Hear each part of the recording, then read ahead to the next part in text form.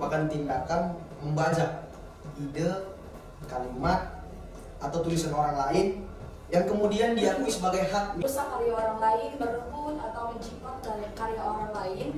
Orang-orang yang tidak pandai membuat referensi atau membuat kutipan.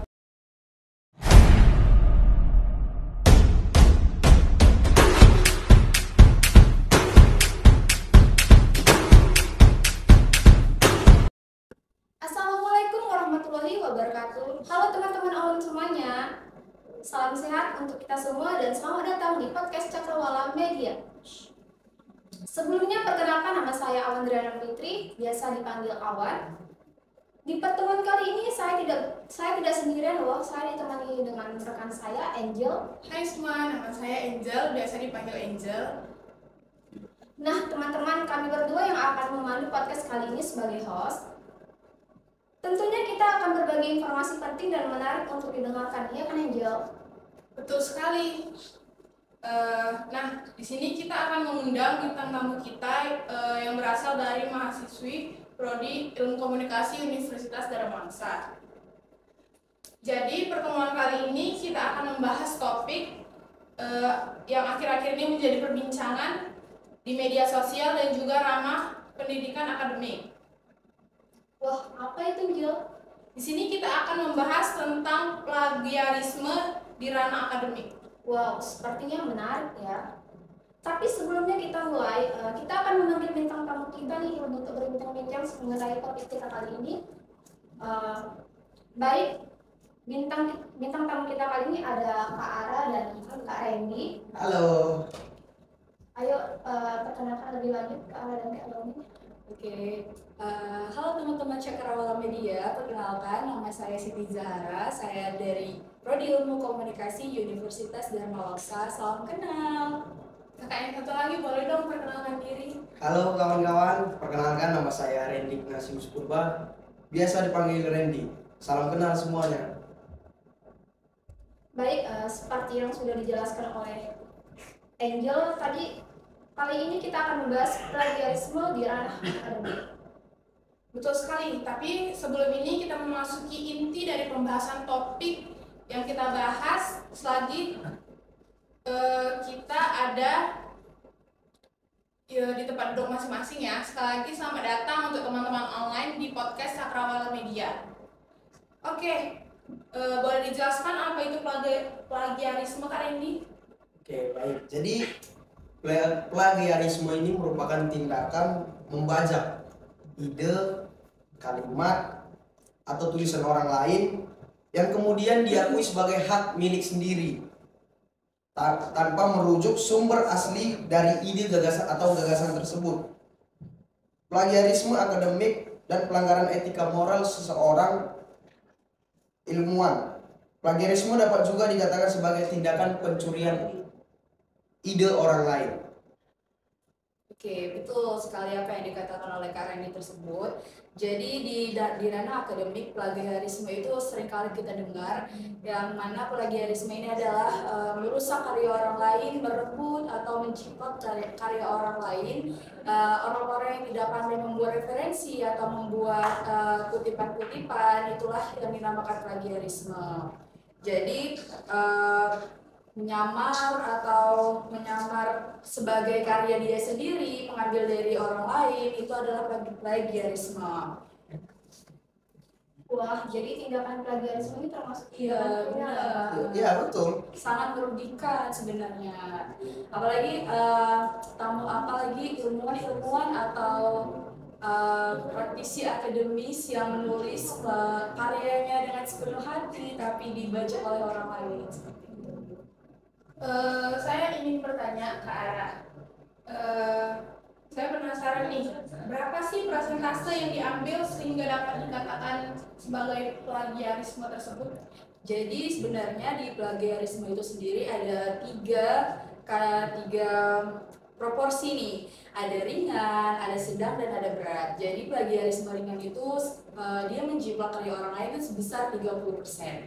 Kalau dia sedang, proporsinya plagiarisme itu orang lain menjiplak karya itu sebesar 30-70%, sedangkan yang berat itu dia mengambil karya orang lain itu sebesar 70%. Jadi seperti itu Kak Angel proporsi plagiarisme itu. Menurut kakak, mengapa tindakan plagiarisme dapat terjadi di ranah akademik? Sebenarnya ada banyak pemicu atau faktornya ya. Sebenarnya yang paling pertama itu atau yang paling mendukung itu sebenarnya orang yang melakukan plagiarisme ini mendesak atau tidak punya waktu banyak nih untuk mencari referensi, untuk mencari maksudnya jurnal-jurnal. Jadi dia karena keterbatasan waktu tersebut itu dia menciplak karya orang lain. Yang lainnya juga ada kayak rendahnya minat baca, karena dia malas membaca, jadi dia asal copy paste aja nih kawan, copy paste karya orang lain. Terus juga ada kurangnya pemahaman tentang kapan dia harus mengutip suatu tulisan untuk dijadikan referensi, itu juga sebagai plagiarisme. Kalau mengutip fakta umum sebagai referensi dan karya ilmiah, apakah itu tergolong tindakan plagiarisme, Kak? Tidak. Itu tidak tergolong sebagai tindakan plagiarisme. Hal-hal yang tidak tergolong plagiarisme itu yaitu menggunakan informasi yang berupa fakta umum atau menuliskan kembali opini orang lain dengan memberikan sumber yang jelas, mengutip secukupnya tulisan orang lain dengan memberikan tanda batas jelas bagian kutipan dan menuliskan sumbernya. Karena kan biasanya banyak tuh istilah-istilah yang kalau orang mau posting foto dibuat caption itu kutipan-kutipan dari buku. Kalau misalnya dia video, kita harus meletakkan watermark. Kalau dia di dalam penulisan karya ilmiah, dia harus menuliskan referensi atau dapusnya, daftar pustaka. Jadi saran nih buat teman-teman semua, kita harus rajin membaca. Bukan rajin sebenarnya, punya keinginan membaca supaya kita tidak asal mencaplok gitu ya, mencaplok karya orang lain. Karena itu kan kita bisa sebenarnya kalau dalam hukum kita bisa kena tindakan pidana ya, sebenarnya seperti itu sih. Terakhir nih ya Kak, tips and trick supaya tidak terjadi lagi atau menghindari plagiarisme tersebut. Nah, untuk menghindari plagiarisme ini ada 5 langkah nih yang perlu kita ikuti. Yang pertama itu belajar menulis dengan gaya kita sendiri, yaitu mengembangkan kreativitas kita. Kedua, kita harus membuat rencana penulisan yang jelas. Kemudian, lakukan sintesis informasi. Sintesis informasi adalah metode menggabungkan informasi dari berbagai sumber dan menghasilkan ide-ide baru yang original. Ini melibatkan pengumpulan informasi dari berbagai sumber, kemudian mengaitkan, membandingkan, dan menganalisisnya untuk menghasilkan pemahaman yang lebih dalam. Yang keempat, gunakan kutipan dan sumber yang tepat atau jelas. Dan yang terakhir, dilakukan parafrase kalimat. Parafrase adalah keterampilan mengungkapkan ide-ide orang lain dengan kata-kata kita sendiri, tetapi pastikan tetap fokus pada gagasan yang asli. Oke, baik. Itu tadi merupakan inti pembahasan kita hari ini. Pada intinya, plagiarisme merupakan tindakan kriminal dan melanggar hukum, entah dalam ranah akademik maupun dalam ranah umum.